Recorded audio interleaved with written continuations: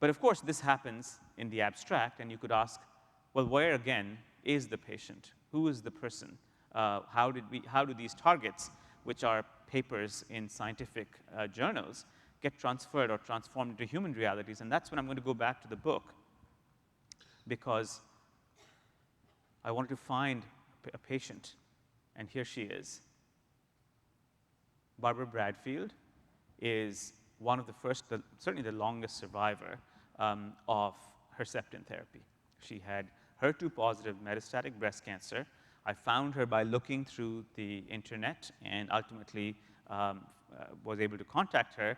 And about 3 or 4 weeks before the book was being published, we were putting together a photographic section in the book. And I said, you know, I've got to have Barbara Bradfield at the other end of Robert Sandler, because she represents, of course, the new face, the new age of cancer therapy. She's survived HER2-positive metastatic breast cancer for now about 17 years. And I sent Barbara a little packet of Herceptin, and I said, send me a picture back with holding the drug. She emailed me a picture back, and actually, it is the last picture of the book, of Barbara Bradfield. So let me read to you a little section about Barbara Bradfield, which will, again, as a reminder of how this process occurs.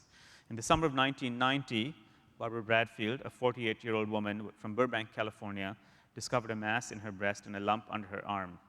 A biopsy confirmed what she already suspected. She had breast cancer that had spread to her lymph nodes.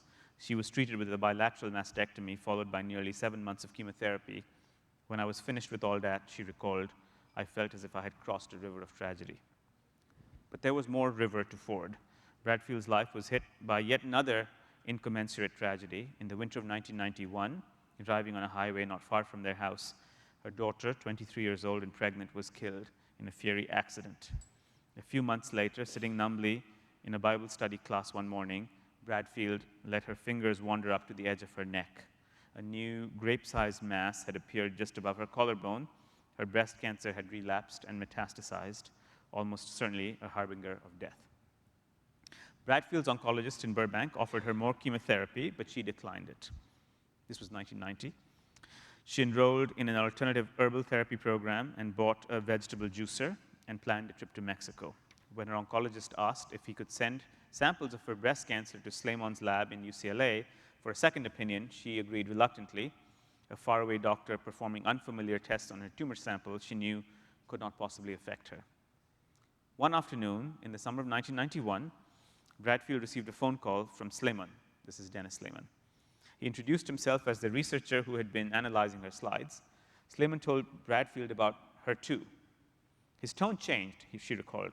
Her tumor, he said, had one of the highest levels of amplified HER2 that he had ever seen in his laboratory. Slaymon told her that he was launching a trial of an antibody that bound HER2 and that she would be the ideal candidate for the new drug. Bradfield refused. I was at the end of my road, she said, and I had accepted what seemed inevitable. Slaymon tried to reason with her for a while, but found her unbending. He thanked her for her consideration, and he rang off. But early next morning, he was back on the telephone. He apologized for the intrusion, but her decision had troubled him all night. Of all the variants of HER2 amplification that he had encountered, hers had been truly extraordinary. Bradfield's tumor was chock full of HER2, almost hypnotically drunk on that oncogene. He begged her once again to join his trials. Survivors look back and see omens and messages that they missed, Joan Didion wrote. And for Bradfield, Slaymon's second phone call was an omen that she could not miss. Something in that conversation pierced through a shield that she had drawn around herself. On a warm August morning in 1992, Bradfield visited Slaymon in his clinic at UCLA. He met her in the hallway and led her to a room in the back. Under the microscope, he showed her the breast cancer that had been excised from her body with its dark ringlets of HER2-labeled cells. And on the whiteboard, he drew a step-by-step picture of an epic scientific journey. He began with the discovery of Nu, that's the gene Nu, its rediscovery in Ulrich's lab, the struggles to produce a drug, culminating in the antibody, stitched so carefully together by Shepard and Carter. We've met these people. These are the scientists that worked in the background to produce this antibody. Bradfield considered the line that stretched from oncogene to drug, and she agreed to join Slaymon's trial. It was an extraordinary, fortunate decision. In the 4 months between Slaymon's phone call and the first infusion of Herceptin, Bradfield's tumor had erupted, spraying 16 new masses into her lung. 15 women, including Bradfield, enrolled in Slayman's trial at UCLA in 1992. The drug was given for 9 weeks in combination with cisplatin, a standard chemotherapy agent used to kill breast cancer cells, both given intravenously. As a matter of convenience, Slayman planned to treat all the women on the same day and in the same room. The effect was theatrical. This was a stage occupied by a beleaguered series of actors. Some women had begged and finagled their way into Slayman's trial through friends and relatives. Others, such as Bradfield, had begged to join it. All of us knew that we were living on borrowed time, Bradfield said, and so we felt twice as alive and lived twice as fiercely. A Chinese woman in her 50s brought stash after stash of traditional herbs and salves that she swore had kept her alive thus far. She would take oncology's newest drug, Herceptin, only if she could also take its most ancient drugs along with it. A frail, thin woman in her 30s recently relapsed with breast cancer after bone marrow transplant, glowered silently and intensely in a corner. Some treated their illness reverentially, some were bewildered, some too embittered to care. A mother from Boston in her mid-50s cracked raunchy jokes about her cancer. The day-long drill of infusions and blood tests was exhausting. In the late evenings, after all the tests, the women went their own ways. Bradfield went home to her Bible and prayed. Another woman soused herself with martinis. The lump on Bradfield's neck, the only tumor in the group that could be physically touched, measured, and watched, became a sort of compass for the trial. On the morning of the first intravenous infusion of the HER2 antibody, all the women came up to feel the lump, one by one, running their hands across Bradfield's collarbone. It was a peculiarly intimate ritual that would be repeated every week. 2 weeks after the first dose of the antibody, when the group filed past Bradfield, touching that node again, the change was incontrovertible. Bradfield's tumor had softened and shrunk visibly. We began to believe that something was happening here, Bradfield recalled. Suddenly, the weight of our good fortune hit us. But not everyone was as fortunate.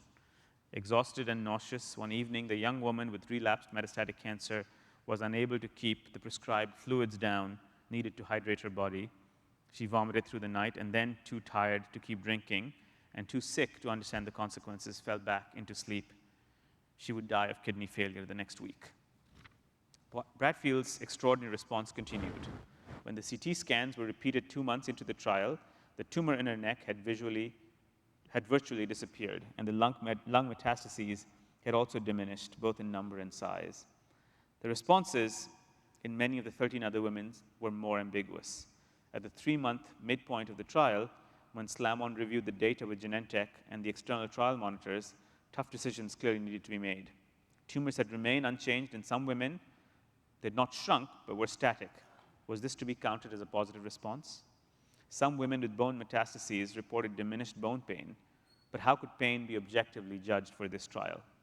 After prolonged and bitter debate, the trial coordinator suggested dropping 7 women from the study because their responses could not be quantified. 1 woman discontinued the drug herself. Only 5 of the original cohort, including Bradfield, continued the trial to its 6-month endpoint. Embittered and disappointed, the others returned to their local oncologists, their hope for a miracle drug again dashed.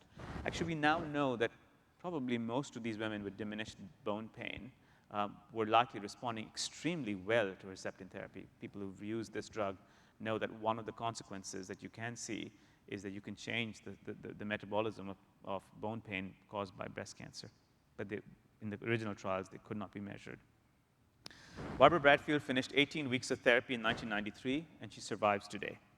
A gray-haired woman with crystalline gray-blue eyes, she lives in the small town of Puyallup near Seattle, hikes in the nearby woods, and leads discussion groups for her church. She vividly remembers her days at the Los Angeles clinic, the half-lit room in the back where the nurses dosed the drugs, the strangely intimate touch of the other women feeling the node, the compass in her neck. And Slayman, of course. Dennis is my hero, she said. I refused his first phone call, but I've never, ever refused him anything since that time. The animation and energy in her voice crackled across the phone line like an electrical current. She quizzed me about my research. I thanked her for her time, but she, in turn, apologized for the distraction. Get back to work, she said. There are people waiting. So that is Barbara Bradfield. The stories like hers are important reminders that since the 1980s and 1990s, we're now looking at a new arena of cancer chemotherapy and of survivorship, that the world around cancer is changing. There can be no simple or simpler illustration to this than the following curves, which have been published. These are from the New England Journal of Medicine, which show the extrapolated curve of cancer mortality in the red line since the 1990s, and the actual curve of cancer mortality, which is in the blue curve. And that gap, that triangle wedged, I think, is a triangle that has really been wedged by human ingenuity to take the curve of a disease and to turn it around as if it were a piece of wire and save, in this case, 480,000 men's deaths and 170,000 women's deaths. In fact, the numbers are now up to 500,000 and about 300,000 for men and women, is an enormous achievement. And let no one anywhere tell you that we should be nihilistic about this war on cancer. And as I said, part of it has changed the way part of it has changed survival, but also it has changed the quality of survival. It has changed not only the way we cure patients, but the way we take care of patients. And both of these, I think, collaborate in making this an incredibly important moment in human history.